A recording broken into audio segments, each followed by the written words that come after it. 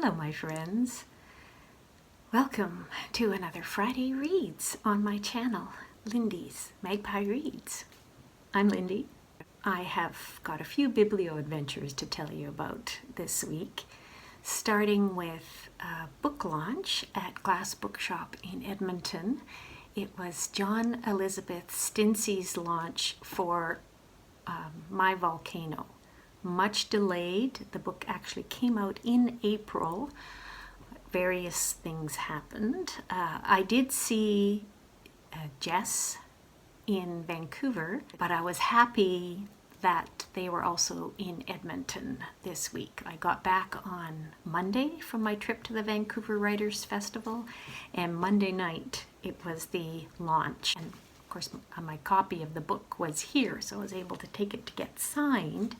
And what Jess did was they offered a one-card tarot reading for anybody who had a book to get signed. And I was happy to pick a card from their tarot deck, which I have to say Jess created based on images from the book My Volcano, which has multiple storylines. It's totally weird, totally wonderful, a book about what it's like to live in today's strange world. Anyway, so they said, okay, what's your question? And I decided to say, what's going on with this certain person in my life? And the card that I drew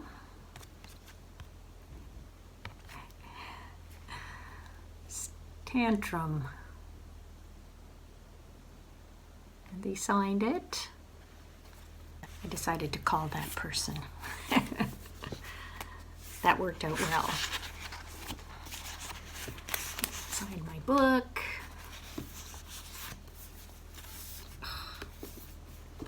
I've recommended this before. I recommend it again. Loved it.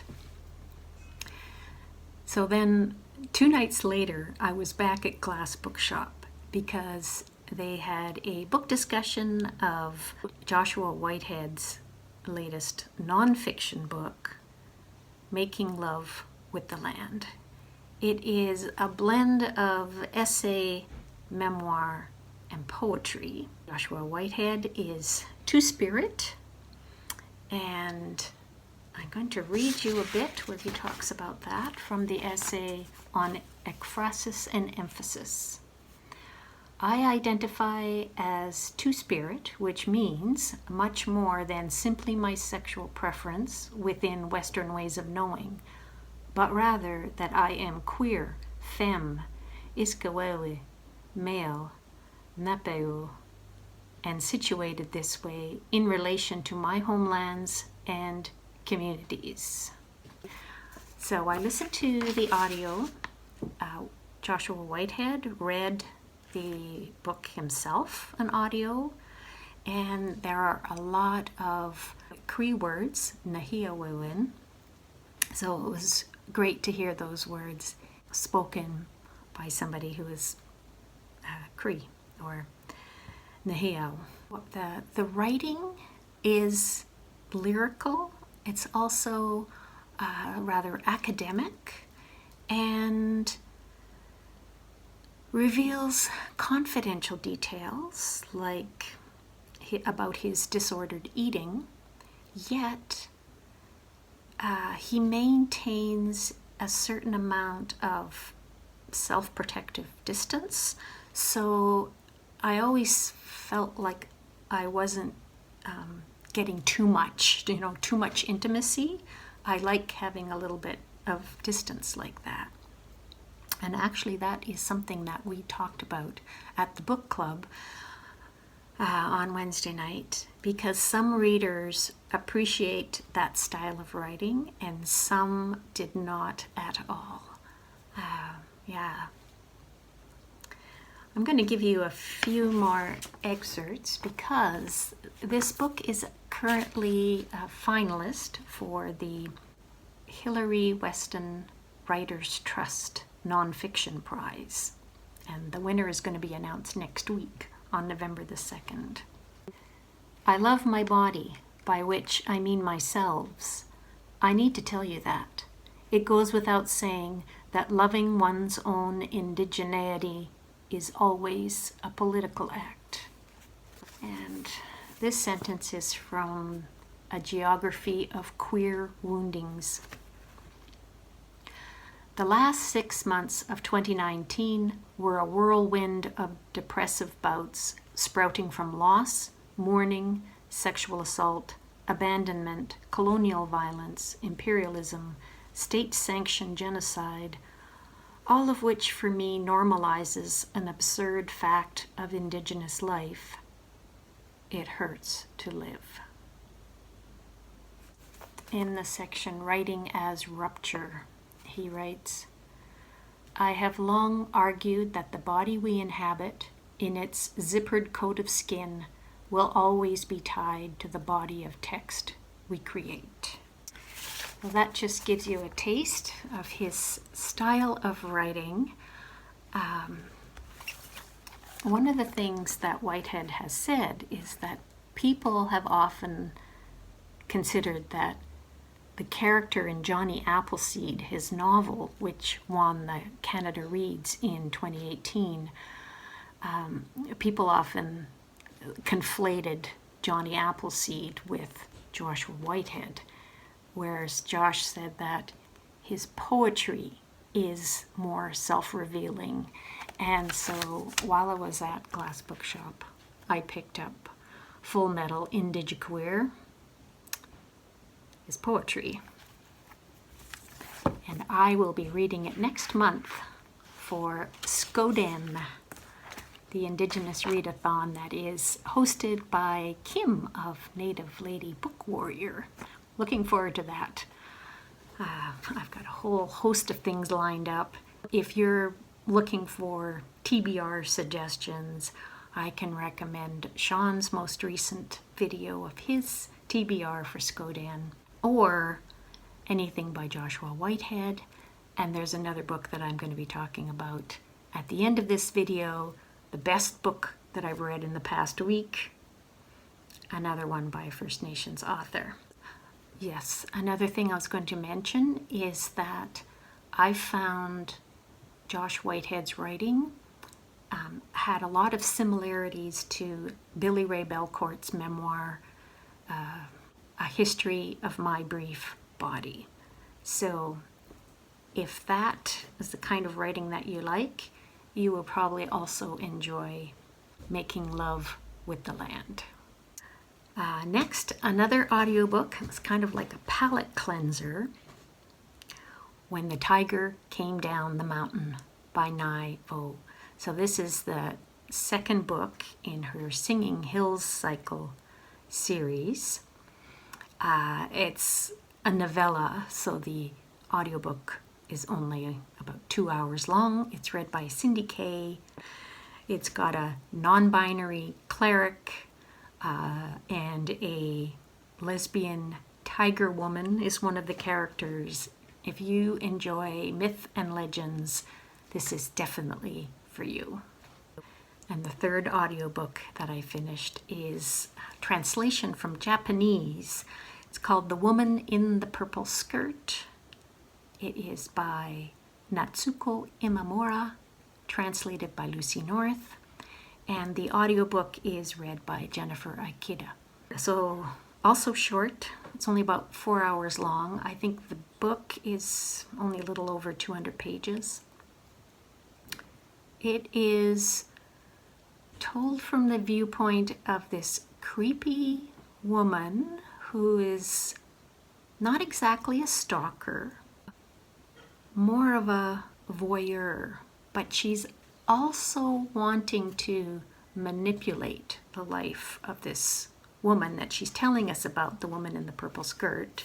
It's an unsettling story. I found it mostly satisfying, mainly because I really enjoyed the point of view, the very deadpan, and also it is giving us insight into the pressures to conform within Japanese society. Next up, we have the first of two picture books. This one is also a translation. It's called My Valley by Claude Ponti, translated by Alyson Waters. I picked this up because of another booktuber, Jen from Remembered Reads. She was talking about a different Claude Ponti picture book. This one has the same kind of imaginative, cute artwork with lots of details.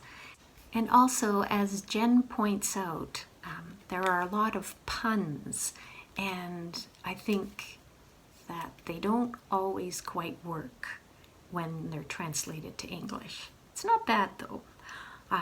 For those of you who are interested in the French version of My Valley, I'll put a link to the entire book read aloud down below. I was interested to see that this was first published in French in 1998 and not translated until 2017, so nearly 20 years later. It's a cute story though. It's about these little twins, big family that lives in a tree, and here's their adventures in winter. You can see how tiny they are in comparison to the pear.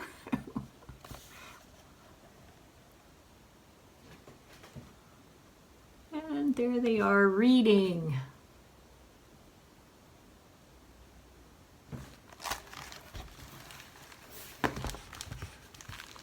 Now see this little umbrella on the cover?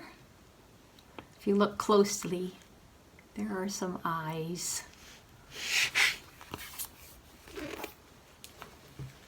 That's the kind of detail that's fun in Ponti's artwork. The next picture book also has a character with an umbrella on the cover. And if you look closely, where is this mouse standing? The book is Mina by Matthew Forsythe.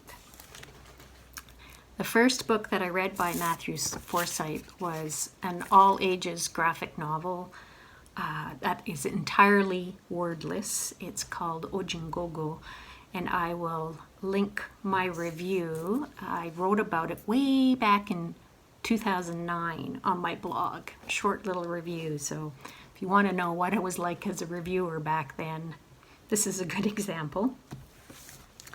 So this one is for kids, probably age 3 to 7. The artwork has got this warm, cozy sort of palette of colors. Mina is a total bookworm.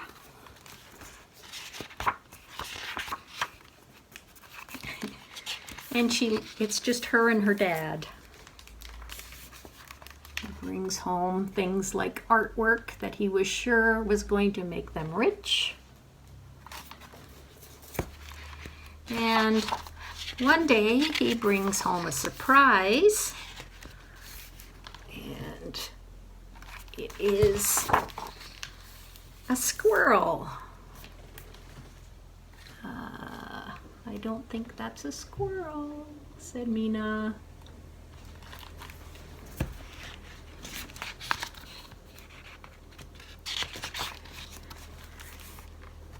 I love this spread here. Mina's having a hard time falling asleep. So what happens? A very charming story. It is currently a finalist for the Governor General Awards. Those aren't going to be announced until mid-November, and I have been thinking about doing a video just about the finalists for the GG Awards. We shall see. I don't know if I'll get to it or not, but I have read most of the picture book finalists, so I might do that. This last book that I'm going to tell you about is also a finalist for the GG Awards, but this time in the category of nonfiction. It's an adult book. Aki-wayn-zih, subtitled A Person as Worthy as the Earth, and it's by Eli Baxter. I read this one in ebook. It has a lot of photos made by the author as well as maps and stuff. It is simply told, an elegant memoir about growing up knowing only the Anishinaabe language, living a traditional life with his parents in the far north of Canada until he went to residential school. And he also has stories about what it was like attending residential school, being forbidden to speak the language. But it is more than memoir. It is also demonstrating how Anishinaabe Moan, which is the Anishinaabe language, is integral to the education, the traditional way of education in the Anishinaabe way of life. This book reminded me a lot of Tomson Highway's book, Permanent Astonishment, but I liked it better.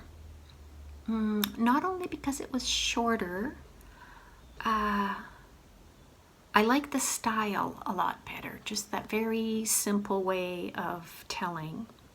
Here's a little clip from Aki-wayn-zih to give you an idea of Eli Baxter's style of writing. The CBC's Hockey Night in Canada was always watched in the recreation room. There were only boys there at this time. We were given peanut butter sandwiches with jam on thick white bread. It was a treat for us. We had very good hockey players in the intermediate and senior boys. Everybody was into hockey. I was only interested in sandwiches. I should mention that Tomson Highway's book, Permanent Astonishment, did win the Hilary Weston Writers' Trust Nonfiction Prize last year. I will link information about that prize down below. Another thing, Aki-wayn-zih, the title of the book, is also a character in Noopiming. He's the old man in here. And also the title, Noopiming, means bush, and that comes up in Eli Baxter's book as well, Aki-wayn-zih. So I'm starting to learn more about the Anishinaabe language just by reading books by authors who are Anishinaabe. All right, that's it for what I finished lately, and right now I'm trying to finish up as much as I've got currently on the go as possible, so that in November I am going to be totally focusing on Indigenous books as much as possible. Thank you so much for watching. I look forward to your comments as always.